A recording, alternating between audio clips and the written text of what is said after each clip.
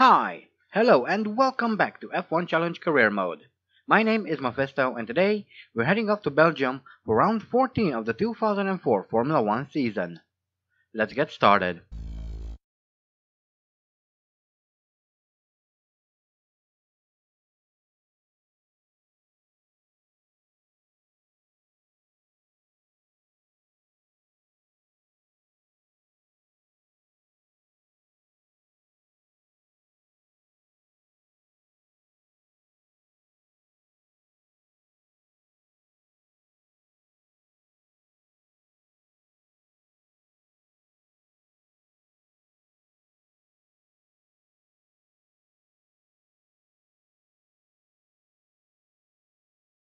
As always, we start off with qualifying.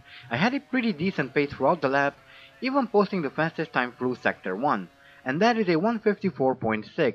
Not the best, but not the worst either. Hello there. The weather, as so often is the case here, is just wonderful.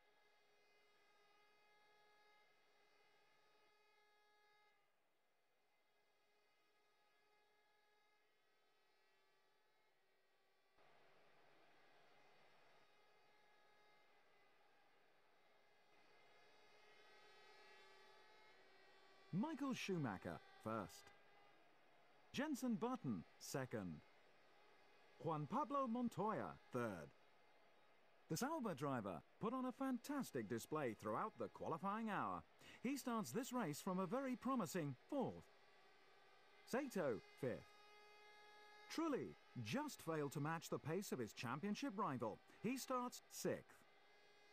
Felipe Massa couldn't quite match the pace of his teammate. He starts seventh. Heidfeld, eighth. Chris Liedokine, ninth. Schumacher, 10th. Raikkonen, 11th. Giorgio Pantano, 12th. Coulthard, 13th. Zobandada, 14th. Rubens Barrichello, 15th. Mark Webber, 16th. Cristiano D'Amata, 17th. Gianmarco Bruni, 18th. Olivier Panis, 19th. Alonso, 20th. So here we are on the grid for the Belgian Grand Prix starting from 4th, and doesn't this feel nice? I really missed Spa in 2003, but it's back now and away we go. Pretty poor start on my part, and Takuma Sato takes advantage of that immediately. You have to be very careful coming into La Source. Just as I say that, there is contact behind us, but yeah, turn 1 on this circuit is quite tricky, especially at the start of a race, when everyone is close together. Anyway, we pass Montoya to reclaim 4th. Next we'll need to catch Sato and try and pass him as well. And that was a horrible line through Eau Rouge. And here is a replay of the start. Everyone is off. I had a bit of a wheel spin, but not much. The less wheel spin you can get away with, the better. As we all come into La Source for the very first time, and truly there seems to have crashed into the wall. That's another thing you have to worry about in turn 1 if you have to take the inside line. And for some reason my car starts to float in the replay. Oh, wow. What is this? What the? Holy. That's got to be the most hilarious glitch I've ever seen. Wow. Anyway, here's another look at the start, this time following Jarno Trulli. And as you can probably see, he starts to turn in very early, he hits the wall and spins around. He then tries to turn back around and completely wrecks Coulthard's car in doing so. Then comes Baumgartner, who tries to squeeze through where there isn't any room. Then come the Toyotas of D'Amata and Panis, who I think lost his front wing there. Quite an interesting start to the Belgian Grand Prix. Meanwhile, I'm still chasing after Takuma Sato. I'm hoping to overtake him before the end of this lap. However, it seems that he's a bit faster through these corners. He's put some distance between us, but nothing we couldn't overcome with a couple of good corners. And we're now almost on top of him as I brake awkwardly into the redesigned bus stop chicane. Even so, I managed to close in the gap on Sato a bit more. As we now come around to finish lap 1 of the 2004 Belgian Grand Prix on this slightly remodeled layout. As we come into La Source for the second time, I outbrake Sato and we're in third. And we just caught a glimpse of David Coulthard's damaged McLaren. And Jenson Button, for whatever reason, is very slow going down the hill. So that's second. And now Michael Schumacher is very slow going through Eau Rouge. Nearly lost it there at the top, but I still come out with more speed than Michael Schumacher, and that is first place. Wow, I never expected to take the lead of the race, let alone this early on. Let's try to make the best of it and put as much distance between ourselves and the rest of the field as possible. Meanwhile, we have a replay. That is teammate Felipe Massa coming into the source. He clips the rear of Coulthard's stricken McLaren and loses his front wing. The team won't be very happy about that, but I'll cut Massa some slack as Coulthard's car is in a pretty awkward position there, next to the apex of the corner. Lap 6, coming for Pujon. I get a lot of understeer forcing me to go wide and off the track. Don't hit the wall. Ooh, a light tap. I was so lucky there. I really thought that the race was over then, and I lost nearly 5 seconds with that. This is lap 7 and my tires are starting to go off. I nearly lose control through Blanchimont. There's barely any grip left in these tires. Luckily, I only have to wait until the end of the next lap. And so at the end of lap 8 I had to come in for fuel and tires. We're doing very well at the moment, although I think we might lose the lead as Montoya is less than 15 seconds behind. And there he is in the bottom right corner of the screen. He's coming out of the bus stop. I can already hear his engine, but we are once again on the move.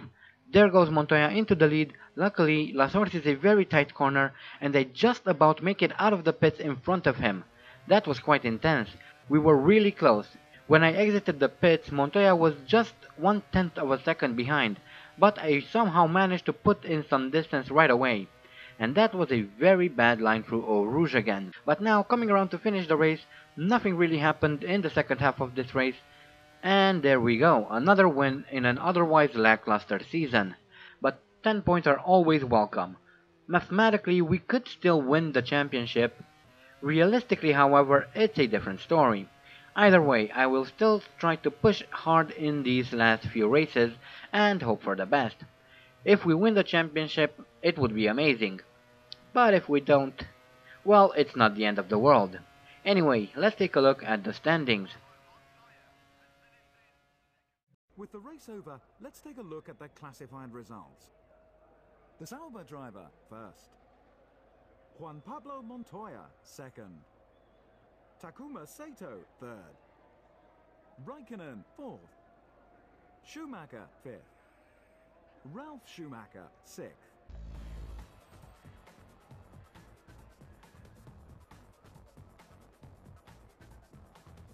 With the results confirmed, it's high time we updated the Drivers' Championship. Michael Schumacher first. Michael Schumacher is leading the championship with 98 points.